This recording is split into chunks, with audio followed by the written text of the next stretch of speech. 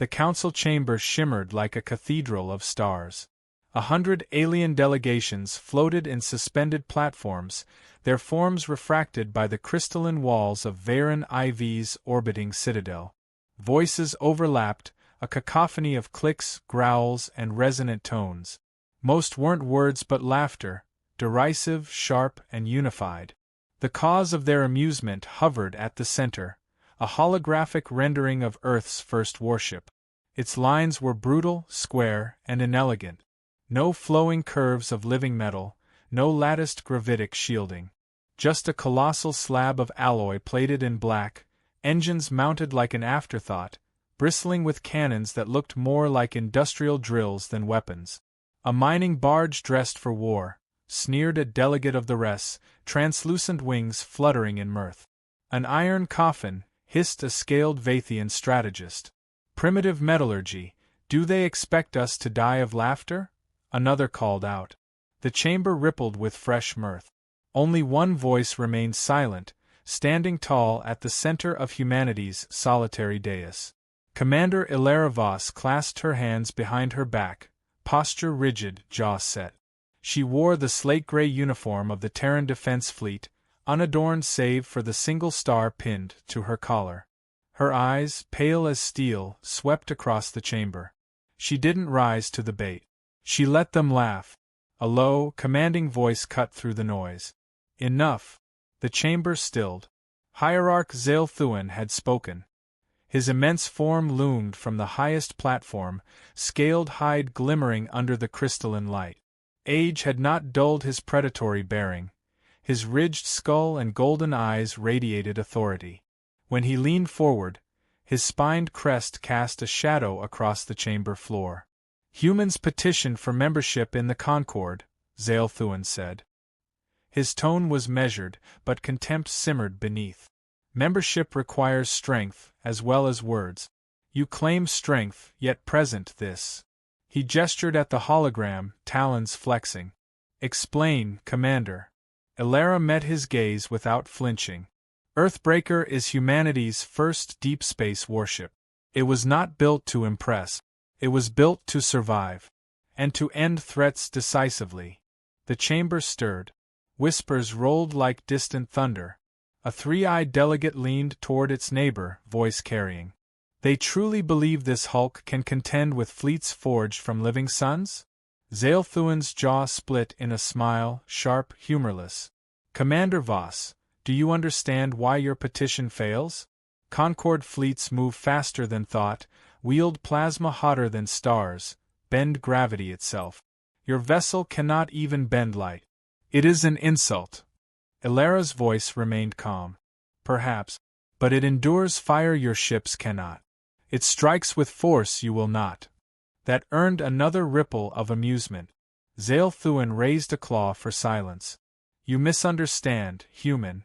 This chamber is not here to listen to your bravado. The Concord must decide if your species earns the right to stand among us. Your contraption will be tested. A trial of species. The phrase carried weight. Even Elara, briefed on Concord protocol, felt the air tighten. A trial? She asked. Yes. Zale Thuan's smile widened. Your ship against ours. If Earthbreaker can withstand what we send against it, perhaps humanity has a place. If not, your kind will be confined to Sol, forever. The chamber erupted in approval. Many delegates slammed appendages against their platforms in ritual assent. To them, the outcome was already decided. Elara allowed herself a breath, slow and steady. Then so be it. Zale Thuan's golden eyes glinted. Confident words from a fragile creature. Do you command this machine yourself? I do. Then we shall enjoy the spectacle. The hologram dissolved. In its place, a live feed unfolded, real-time projection from orbit. Varen IV's second moon loomed on screen, its surface carved with docking platforms and shipyards. Rising from its shadow was the Earthbreaker. Even projected, its presence filled the chamber. The vessel dwarfed anything else nearby, a monolithic slab of metal streaked with launch scars and raw welds. It moved with deliberate slowness, engines pulsing in harsh bursts, not the elegant glide of gravitic drives. No artistry softened its lines. It was pure function, brutal and unashamed. The laughter faltered. Up close, the sheer scale became apparent. The hull was thicker than most alien ships were wide. Weapons lined its flanks in ugly protrusions, each turret housed in armored coffins. Its prow bore the Terran flag, simple, defiant, painted across scarred plating. One delegate whispered, uneasy, "How much ore did they strip to build that?" Another, "Why armor so heavy? What do they expect to face?" Elara watched the shift. Mockery had quieted into unease, though Zale Thuan still sneered. "A giant stone," he said, voice dripping disdain. "Immovable. Crude. Do you hope to bludgeon fleets with mass alone?" Elara's answer was measured. "Mass has a language of its own, hierarch. One you've forgotten."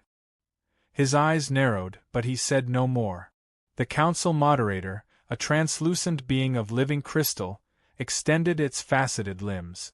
"The trial of species is decreed. The Terran warship Earthbreaker shall engage Concord vessels at Moon's orbit. Victory shall grant humanity provisional standing. Failure shall bind them to Sol.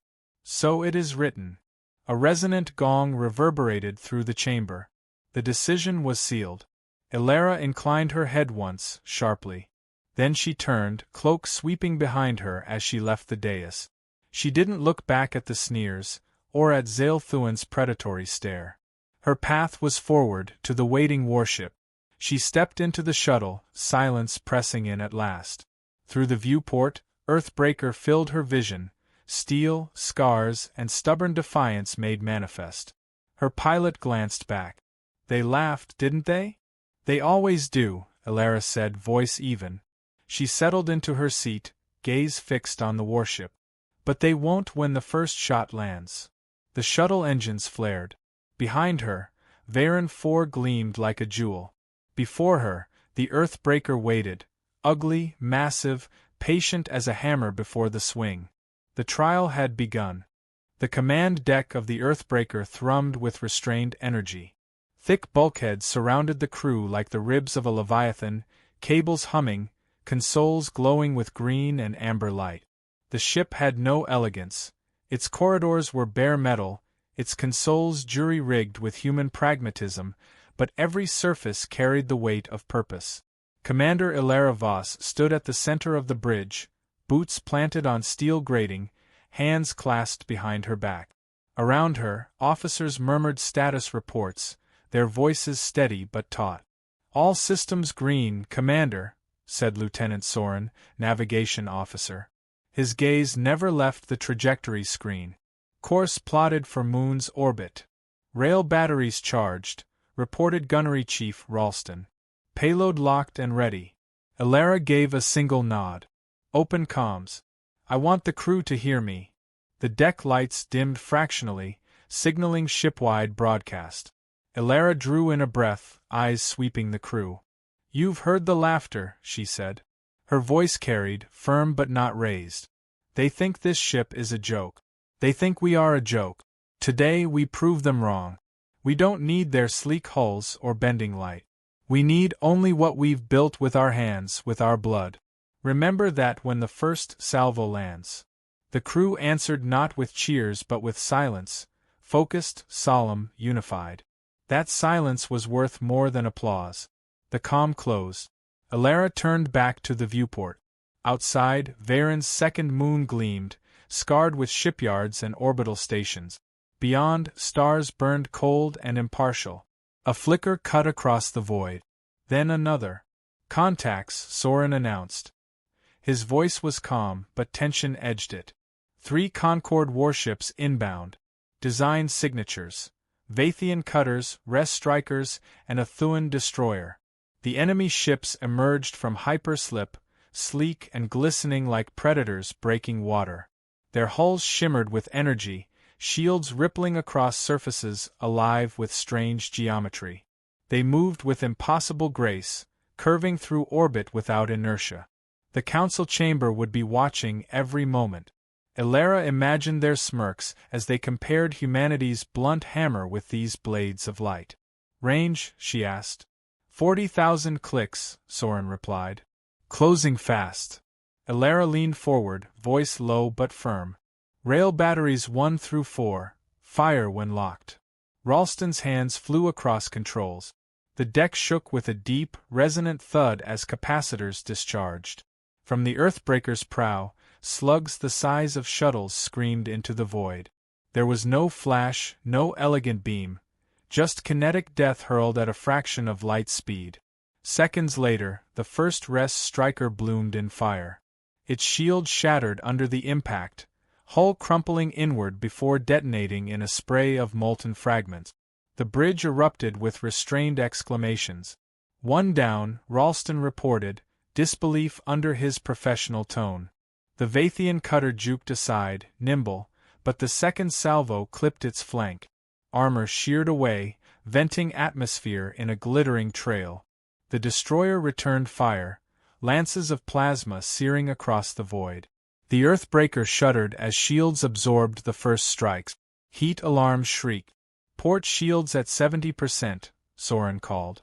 Elara's jaw tightened. Human shields were weak compared to Concord tech. They would not last forever. But the armor, that was different. She trusted the plating to drink fire others couldn't. Bring us about, she ordered. All rails, full spread. Show them what mass means. The Earthbreaker groaned as its massive engines heaved the bulk around. Salvos thundered again, each slug a silent promise of destruction. The cutter tried to weave clear, but mass had patience.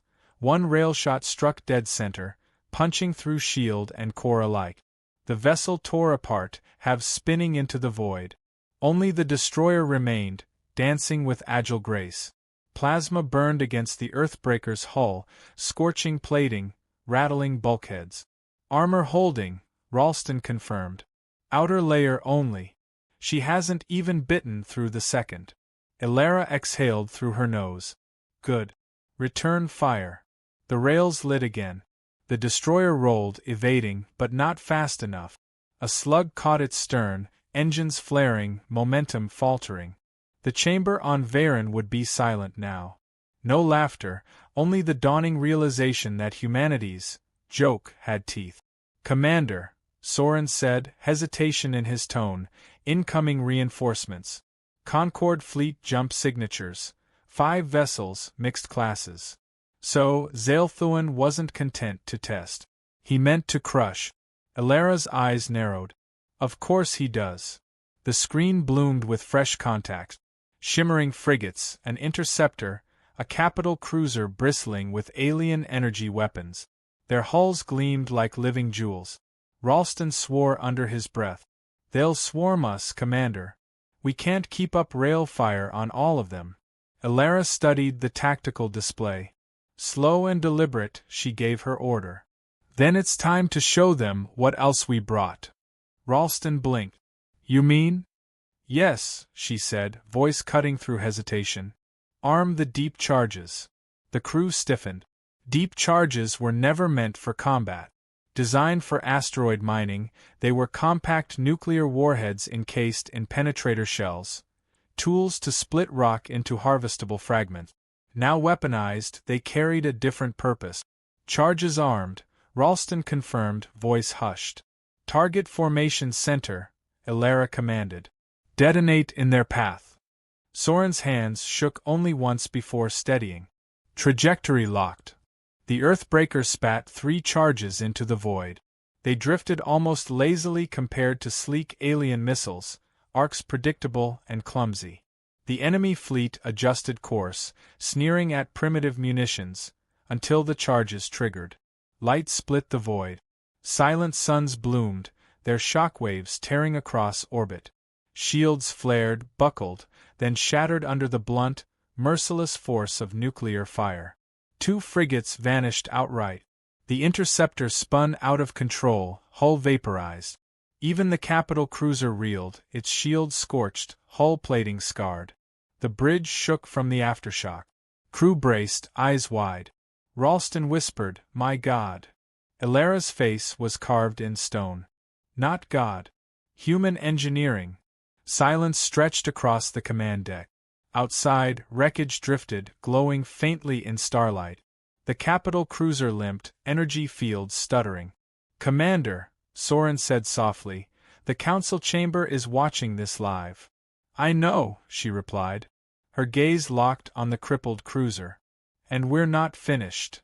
The crew exchanged glances. They knew what remained in the arsenal. The deep charges had been a warning. The true weapon still slumbered in the bowels of the ship, the payload no one outside humanity even imagined. Elara straightened, voice hard. "Prepare the primary warhead."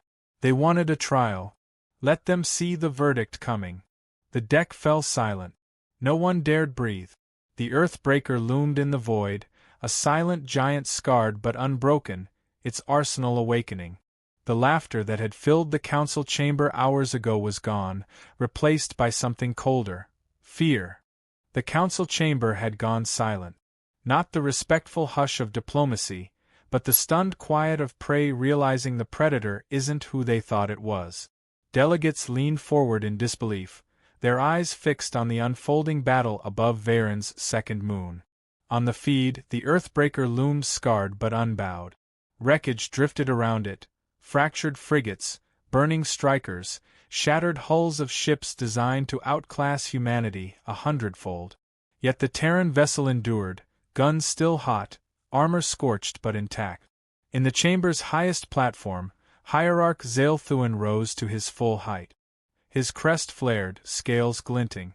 Rage bled through his composure. He had promised a spectacle of humiliation, not this obscene display of resilience. "Enough," he growled. "Send the cruiser in. All fire, all weapons. Break that thing apart."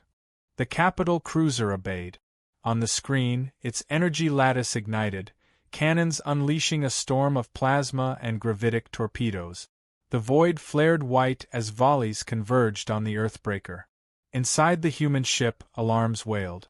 The bridge shook as fire rained across the hull. Panels blew sparks, bulkheads groaned, and smoke curled from ruptured conduits. Outer armor breached at sections 12 through 16, Ralston shouted, his voice sharp but steady.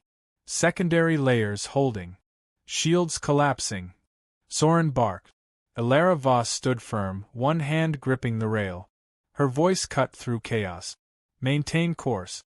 Return fire." Rails thundered, each salvo punching through the storm. Slugs tore into the cruiser's shields, hammering until cracks spiderwebbed across energy field. But the cruiser kept coming, brute force grinding forward. The crew looked to Elara. Sweat ran down faces lit by red emergency glow. They were winning skirmishes, yes, but the cruiser was too vast, too armed. Even the Earthbreaker couldn't hold forever. Ralston's voice dropped. "Commander, we'll run dry before they do." Elara's gaze never left the viewport. She had known this moment would come. She had prepared for it. Slowly, deliberately, she spoke. "Then we finish this. Arm the planet cracker." The words landed like a dropped blade. The bridge froze. Even the hum of machinery seemed to falter. Soren's eyes widened. "Commander, that weapon was for mining asteroids, not." "Not anymore," Elara cut him off. Her voice was iron. "Zaelthuin made this a trial by annihilation. We respond in kind." Ralston hesitated, then his hands moved across controls, unlocking arming sequences sealed behind biometric lock. Planet cracker armed. Awaiting coordinates. Elara stepped forward, eyes fixed on the moon below, the staging ground of the Concorde, the jewel where the council sat in judgment. Her voice dropped to a whisper only the bridge heard. "Target, Varen 4. Shock hit the crew like a blow. "Ma'am," Soren began.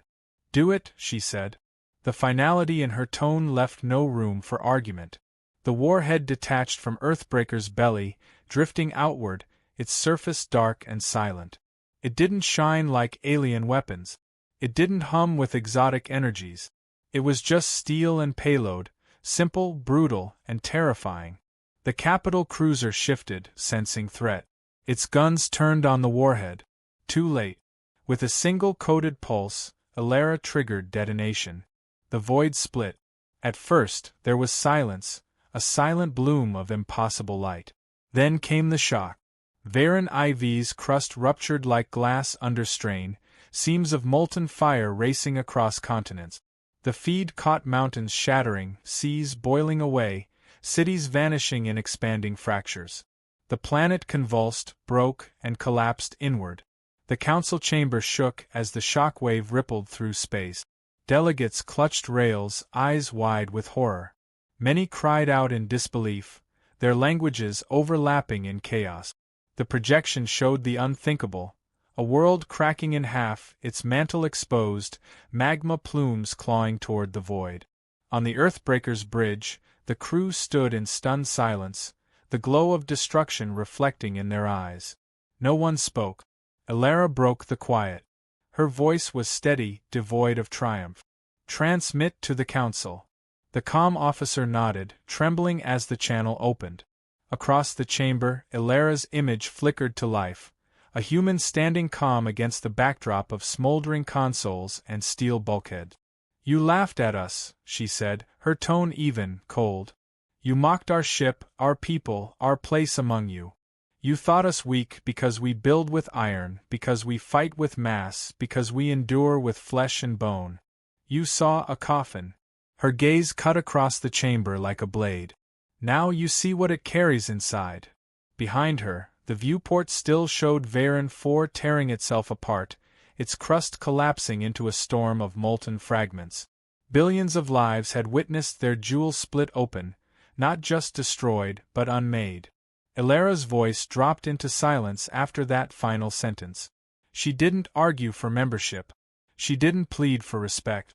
She simply let the image burn into their mind. The council chamber was deathly quiet. Delegates who once sneered now sat rigid, trembling. Zaelthuan's crest had collapsed, his golden eyes wide with something alien to him: fear.